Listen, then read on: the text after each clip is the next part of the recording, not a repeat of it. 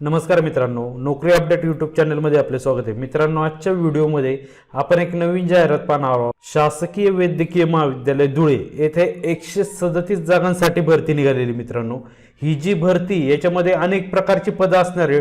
Total जी पदे ही 27 असणार आहे। याच्यामध्ये मी तुम्हाला काही पदांची नाव सांगतोय। याच्यामध्ये प्रयोगशाळा परिचर, शिपाई, पहारेकरी आहे, नंतर परिचर, सफाईगार, शिंपी, नावी, कक्ष सेवक, चौकीदार आहे, माळी आहे, प्रयोगशाळा परिचर आहे, स्वयंपाकी सेवक आहे, क्षयकिरण सेवक आहे, महिला, आया यांच्यासाठी सगळ्यांसाठी या जागा निघालेल्या आहेत। ह्याच्या टोटल जी पद आहेत ही 27 पद आहेत। 27 पदांमध्ये टोटल ज्या जागा आहेत ह्या 137 दिलेल्या आहेत। 137 ज्या जागा दिलेल्या आहेत ह्या प्रत्येक कॅटेगरीनुसार असणार आहे। आता हे संपूर्ण तुम्हाला या व्हिडिओमध्ये पाहायला मिळणार आहे। संपूर्ण व्हिडिओ तुम्ही शेवटपर्यंत पहा। त्याचबरोबर मित्रांनो, या पदांसाठी शिक्षण काय लागणार आहे, फी काय असणार आहे फॉर्मसाठी, याची संपूर्ण माहिती तुम्हाला मी या ठिकाणी देणार आहे। तुम्ही जर चॅनलवर जर नवीन असेल तर चॅनलला सबस्क्राईब करून घ्या। त्याच्यामुळे अशा प्रकारचे जे काही नवीन व्हिडिओ असतात ते सर्वात आधी तुम्हाला मिळणार आहे। त्याच्यामुळे चॅनलला सबस्क्राईब नक्की करून घ्या। जर तुम्हाला नोकरी अपडेटचे जे काही नवीन मेसेज असतात, निकाल, प्रवेशपत्र, नवीन काही जाहिराती आल्या त्याचे अपडेट पाहिजे असेल, हे सर्व अपडेट तुम्हाला त्या चॅनलवर मिळणार आहे। चॅनलची लिंक खाली डिस्क्रिप्शन मध्ये दिली आहे, त्याच्यावर जाऊन तुम्ही जॉईन करू शकता। चला जाऊन चालू करूया।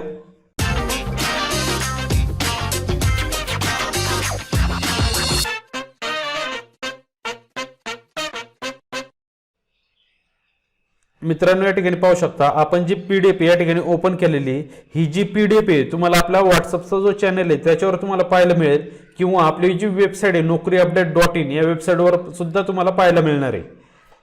या ठिकाणी पाहू शकता श्री भाऊसाहेब हिरे शासकीय वैद्यकीय महाविद्यालय या ठिकाणी ही भरती निघालेली।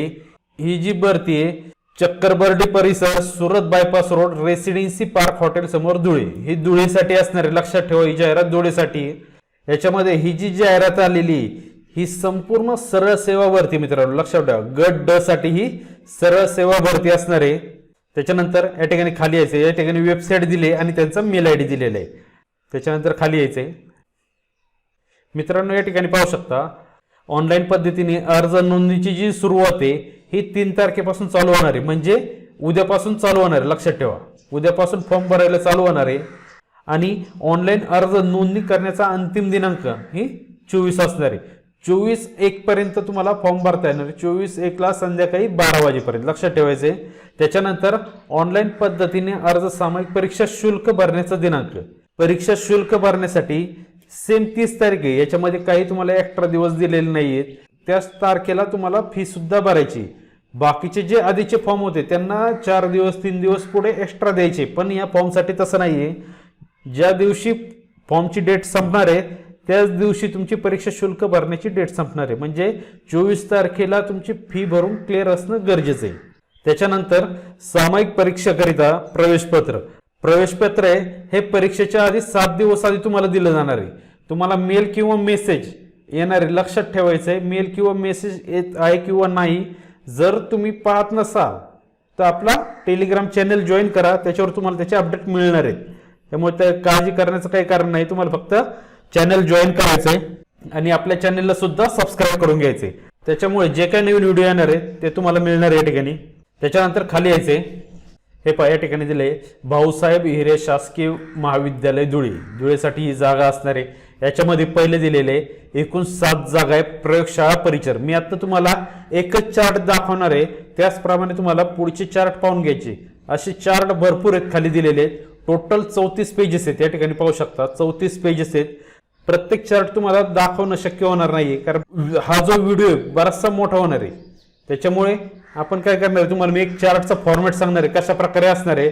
त्याप्रमाणे तुम्ही ज्या पदासाठी अर्ज करणार आहे त्याप्रमाणे तुम्हाला तो चार्ट पाहून घ्यायचा आहे। आता या ठिकाणी दिलेले प्रयोगशाळा परिचर, परिचरसाठी किती 7 जागा आहेत। 7 जागासाठी वेतन स्तर काय असणार आहे, S6 वेतन श्रेणी असणार आहे आणि पगार जो असणार आहे 19,900 ते 63,200 याच्या दरम्यान तुमचा पगार असणार आहे। हे प्रयोगशाळा परिचरसाठी। त्याच्यानंतर रिक्त पद दिलेली, या ठिकाणी रिक्त पद सर्वसाधारण, महिला, खेळाडू यांची आरक्षण दिले। किती टक्के असणार आहे, 30%, खेळाडूसाठी 5%, माजी सैनिक असेल तर 15%, प्रकल्पग्रस्तासाठी 5% असणार आहे, भूकंपग्रस्तासाठी 2% दिलेले आहेत. पदवीधर अंशकालीन याच्यासाठी 10% असणार आहे आणि अनाथसाठी 1%. अशा प्रकारे हे आरक्षण असणार आहे. आणि पुढं अनुसूचित जाती जमाती विजा बज हे जागा दिलेल्या आहेत. नंतर इतर मागासवर्ग, आर्थिक दुर्बल घटक आणि ओपन यांच्यासाठी या जागा दिल्या. या ठिकाणी तुम्ही पाहू शकता आता प्रयोगशाळा परिचरसाठी या ठिकाणी जागा दिलेल्या 2 जागा असणार आहे. इतर मागासवर्गासाठी 2 जागा आहेत. आर्थिक दुर्बलसाठी 1 जागा आहे आणि ओपनसाठी 2 जागा आहे. अशा टोटल 7 जागा दिलेल्या आहेत. त्याच्यानंतर या ठिकाणी खाली शेवटी एक ऑप्शन दिलेलं आहे. दिव्यांगासाठी या ठिकाणी राखीव ऑप्शन दिलेलं आहे. जर दिव्यांग व्यक्ती असेल या ठिकाणी त्यांच्या जागा दाखवल्या जातील. खालच्या लाईनला सर्वात शेवटी आहे. याप्रमाणे तुम्हाला प्रत्येक चार्ट पाहून घ्यायचं आहे. कोणत्या चार्टसाठी किती जागा असणार आहे, कोणत्या पदासाठी किती असणार आहे तसं. याप्रमाणे या ठिकाणी पाहू शकता शिपाईसाठी दिलेले, शिपाईसाठी एकूण 5 जागा आहेत. सेम याचप्रमाणे पहारेकरी दिलेले पुढं. त्याच्यानंतर परिचरे, दप्तरी. मित्रांनो जर तुम्हाला पेजेस जर शोधायचे असेल तर तुम्हाला इथे या ठिकाणी पेजेस येते, त्या ठिकाणी पाहू शकता. ज्याप्रमाणे मी तुम्हाला नाव सांगतोय त्यामुळे त्याप्रमाणे तुम्ही ते पेजेस चेक करू शकता. म्हणजे कोणत्या पेजला तुम्हाला ते कोणतं पद असणार या ठिकाणी पाहायला मिळेल. हे 6 नंबरला असणार आहे दप्तरी. त्याच्यानंतर पुढचं असणार आहे शवविच्छेदन परिसर. या ठिकाणी ऑप्शन आहे 5 जागा दिलेल्या आहेत. त्याच्यानंतर पुढं प्राणीग्रह परिचर 3 जागा असणार आहे. सफाईगारासाठी 2 जागा दिलेल्या आहेत. त्याच्या पुढं शिंपीसाठी 1 जागा असणार आहे. त्यानंतर पुढं दंत परिचर याच्यासाठी 1 जागा आहे. उद्वाहन चालक याच्यासाठी 1 जागा असणार आहे. वसतिगृह सेवक किंवा मेस सेवक याच्यासाठी 1 जागा असणार आहे. कक्ष सेवक आहे याच्यासाठी 31 जागा आहे. जास्त जागा आहेत 31. तुम्ही ते चेक करून घ्या कोणत्या पदासाठी तुम्हाला फॉर्म भरायचा आहे तसं. रुग्णपट वाहक याच्यासाठी 2 जागा आहेत. नावीसाठी 3 जागा असणार आहेत. त्याच्यानंतर दुबीसाठी 4 जागा आहेत. शिपाईचं पद आलेले, शिपाईसाठी 5 जागा दिलेल्या आहेत. चौकीदारासाठी 3 जागा असणार आहेत. त्याच्यानंतर प्रयोगशाळा परिचर 1 जागा आहे.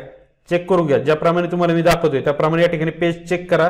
त्या पेजला तुम्हाला ती माहिती चेक करायची. माळी पद आहे, माळी पदासाठी 1 जागा असणार आहे. महिला कक्ष सेवक, कक्ष आया किंवा महिला आया यांच्यासाठी 9 जागा असणार आहेत. सदर पदे फक्त महिलांसाठीच या ठिकाणी जागा असणार आहे. दुसऱ्या कोणत्याही व्यक्तीला या ठिकाणी भरता येणार नाहीये, फक्त महिलांसाठी असणार आहे. त्यानंतर पुढं बाह्य रुग्णसेवक याच्यासाठी 4 जागा दिलेल्या आहेत. त्यानंतर सुरक्षा रक्षक पहारेकरी याच्यासाठी 3 जागा असणार आहेत. प्रमुख स्वयंपाकी याच्यासाठी 4 जागा असणार आहेत. त्यानंतर पुढं सह स्वयंपाकी, सहाय्यक स्वयंपाकी यांच्यासाठी 2 जागा दिलेल्या आहेत. स्वयंपाकी सेवक याच्यासाठी 5 जागा आहेत. त्याच्यानंतर किरण सेवक याच्यासाठी 3 जागा आहेत. 28 नंबर पेजला आहे किरण सेवकचं.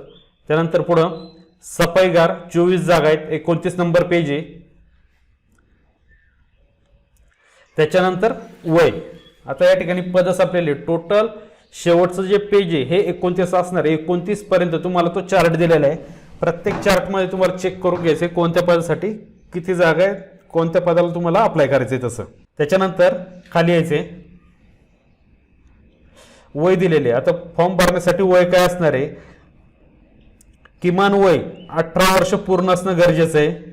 अराखीव प्रवर्ग 38 वर्ष असणार आहे. म्हणजे हे जे वय जास्तीत जास्त दिलेले म्हणजे जास्तीत जास्त किती लागणार आहे 38 वर्षापर्यंत असणार आहे. ओपनसाठी मागासवर्गीय, खेळाडू, अनाथ, आर्थिकदृष्ट्या दुर्बल घटक यांच्यासाठी 43 वर्ष दिलेले आहे. त्याच्यानंतर महिला, अराखीव आणि मागासवर्गीय. अराखीवसाठी 38 दिलेले आणि मागासवर्गीयसाठी 43 दिलेले. प्रकल्प, भूकंप, दिव्यांग असेल किंवा माजी सैनिक पाल्य यांच्यासाठी 45 वय असणारे. त्यानंतर माजी सैनिक आहे, अराखीवसाठी 3 वर्ष सूट असणार आहे त्यांच्यासाठी. लक्षात ठेवा 3 वर्ष सूट आहे अराखीवसाठी. आणि दिव्यांगासाठी जे वय दिलेले हे 45 पर्यंत असणार आहे, 45 वर्ष. त्याच्यानंतर पुढे अंशकालीन कर्मचारी यांच्यासाठी जे वय आहे हे 55 पर्यंत चालणार आहे, लक्षात ठेवा. त्यानंतर पुढे यायचे. त्याच्यानंतर खेळाडू आरक्षण दिलेले या ठिकाणी. खेळाडू आरक्षण कशा प्रकारे असणार आहे, सर्व काही माहिती या ठिकाणी दिलेली. खेळाडू आरक्षणासाठी असणार आहे, फक्त ज्यांना खेळाडूमधून फॉर्म भरायचा आहे त्यांच्यासाठी असणार आहे. त्याच्यानंतर दिव्यांग आरक्षण कशा प्रकारे असणार आहे. त्याच्यानंतर अनाथ आरक्षण दिलेले. त्याच्या पुढे जात प्रमाणपत्र व जात वैधता प्रमाणपत्र.